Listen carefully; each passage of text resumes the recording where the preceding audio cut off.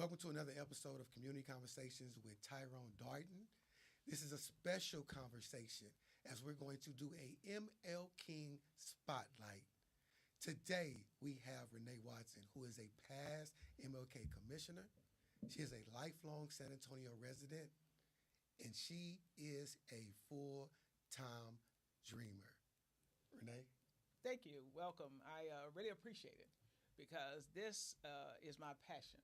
I consider myself the dream that Dr. King had inspired and challenged us to become. And all the things he did in his life and being old enough to have gone through the struggles and being in the streets pre-civil rights movement and then a part of the civil rights movement and then where we are today with the DEI and those conversations. Mm-hmm. So hopefully we can get into some of that conversation and we'll be able to share what's going on.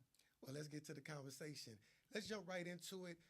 As you know, as a past commissioner, every year there's a theme to our march. This year, the theme is diversity unites us, love leads us, and action propels us.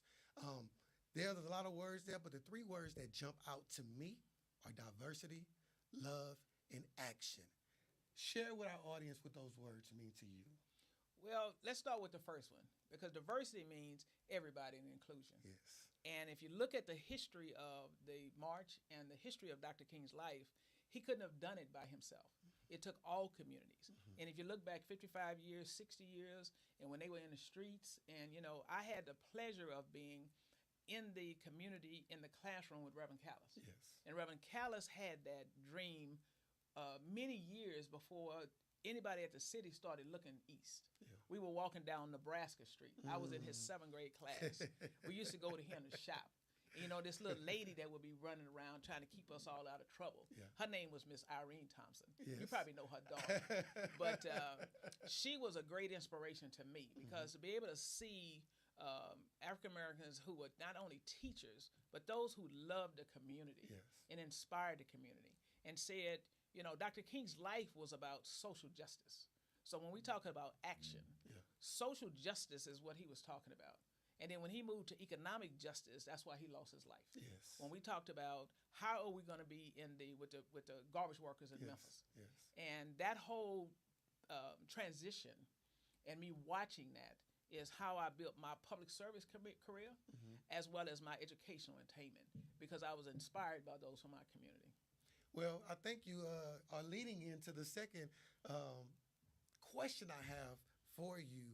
I introduced you as a dreamer, yes. And you said that you feel like you are living the dream. Share a little bit more about that with our audience. Yeah, because when you look at, if you really examine, I'm a student of the Dr. King movement, the civil rights movement, from the legal side to the economic side. Yes. And I always would bring up, you know, we studied the economic elements of what this meant. And I think Reverend Callis taught me that, and that's why I became a public administrator, public servant. No desire to be the elected, but someone has to be inside those governmental entities to be able to do things and make a difference. And one of the things that came out of the whole movement is affirmative action. We're talking about diversity. Because the movement wasn't about a hands up or some benefit. Yeah. It was to ensure non-discrimination. Yes. We were trying to eliminate discrimination. So in 1987, when Ronald Reagan signed that bill that said there would be a Martin Luther King holiday across the country, Texas wasn't at the table. Yeah. Texas took a long time. So there was some guys out on the street. One of them just happened to be my neighbor, Rick Green.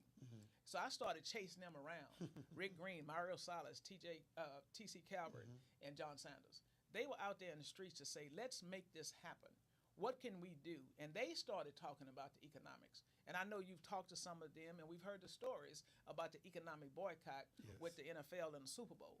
So when you're a part of that, and you get to see it, because I'm about 10 years younger than those guys, but they let me come along, and they let me be a part of it. Yeah. We had a group back then called Frontline 2000. Yes. They let me be the vice president, so I'd have a title. But it was really, a glorified secretary. They just needed somebody to take notes and document. And I benefited for that because I always had my camera. So the very first march, when we went down, when Labor came in with Reverend Callis, And we looked at how do we tell this story to those who come after us. And we've been telling that story. And that's why I feel like that I am the dreamer. I still live in the same neighborhood where I grew up, behind Second Baptist Church off of East Commerce Street. Being able to walk to the Coliseum every day. And back then, we could only go in the front door of the Coliseum if my aunt had her maid uniform on. And she worked at Alamo Heights, and she was a domestic worker. But if she didn't have it, and our hair was in an Afro puff, we had to go in the back door and go upstairs like everybody else. So to be sitting here, and as we talk about the economic opportunities, understanding what that really means for our community. That's why I say I live this dream every single day, because I get to change lives, change families, and influence those policy decisions that are being made. And we are definitely grateful for, first of all, sharing all that, but just the dream itself. I'm from the community. I'm about 10, I don't know how many years, but we know how many. But well, I'm gonna tell a story because your mama was in my class. That's what I was trying to avoid. That's why I was. Me and Joyce used to hang out. That's why I was tapping on my words. So yes, you're a part of that, and you came in behind us, and she was out there with us as well up at Riley Middle School because y'all lived on the other side of the street. Exactly. So she had to go to Highlands when we went to Sam Houston. And so. With that being said, and it kind of the transition to the next part of this interview, just talking about the history and just a little bit about me again. I'm born and raised here in San Antonio, 3278 Martin Luther King, and being born in 1979, raised as an 80s baby, not really knowing everything, but seeing a lot, attending King Middle School, formerly Riley, but ultimately as a young child, seeing the March grow. And seeing, we call him Reverend Callis, Mr. Callis. He was the shop teacher at King when I went there. And just seeing all these community members, John Sanders and Mario Salas and yourself and so many others supporting the dream. From your perspective, in your words, share with the audience the history of the MLK March to now, back all the way before even the city of San Antonio was involved. Absolutely, because when we were in class, Reverend Callis used to tell us, and even though he didn't teach us government and social studies, that's what he taught us. Yes. Because he was involved in trying to make a difference. And his lifelong dream was to build a statue for Dr. King and put that statue somewhere. And he decided that New Braunfels and East Houston Street. So he had a group of kids. We never wanted to go because they was on the street all day with them little red cans. But we were still on the other side trying to figure out all the other elements as we were going through classes. So as a part of the movement to get the holiday, there were 50 of us that used to go to Austin. And we would march from the park to the Capitol many, many times. But that didn't seem to shake up the state government. And then when Rick Green came up with this idea, and then they talked about boycotting the Super Bowl, again, it goes back to the economic justice that Dr. King taught us and how we should look at that. So we were part of that. Senator Frank Tejada from the south side of San Antonio sponsored the Senate bill, and then Ron Wilson out of Houston sponsored the House bill in order for that to happen. And then in 1991, Governor Richard signed that bill at the state capitol on Juneteenth, 1991. And then we had a celebration at the Antioch Missionary Baptist Church hosted by Reverend Rector to say in San Antonio, thank you for leading that effort to making this thing happen. So when you check the rolls of the legislature, I have a resolution there, and I have it on my wall here in my office, because sometimes you have to go in that corner, and you have to be encouraged in this fight as we continue to go every single day to making sure how do we make a difference in our communities. So the history is well documented. So when COVID came and during my service as the MLK March chair for those 2 years, we just couldn't say we're going to stay home and not do nothing.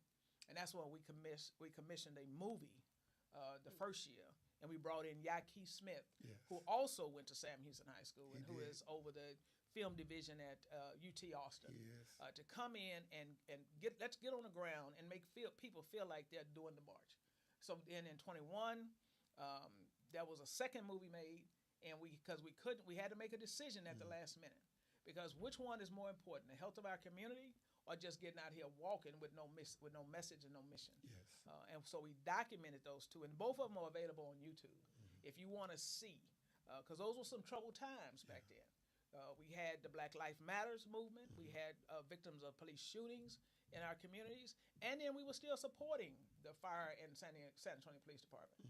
So all of those things had to be wrapped up to be able to still tell the story. Yes. And we've done that to document the history of the MLK March, because those archives should be shared for many generations to come, because San Antonio is a rainbow city.